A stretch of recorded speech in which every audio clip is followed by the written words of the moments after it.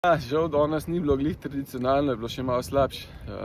Res, ker sem prejšnje grupe pogledal pred sabo, je od znaka 1 minute to start do samega štarta bilo precej več. Vsaj pol minutke vmes, zdaj je bilo pa takoj in me je to kar precej presenetilo, tako da sem še slabši od tradicionalnega.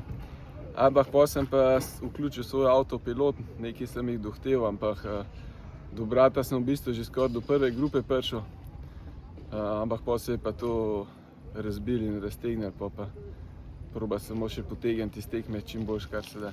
V principu sem vročino kar dobro navajen, se mi zdi, da je čez dobro pripravljen.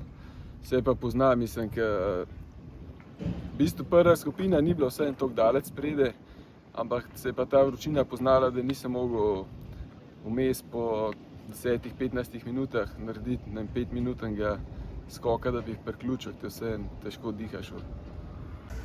Ja, do takrat so plani, čakam, kaj se bo glede izbirnih tekem, imamo še za svetovno prvenstvo, bojo ali ne bojo, čakam, da dajo datume, ampak predvsem, ja, probati izboljšati zdaj, od kjer sem, da gremo gor, ne dol.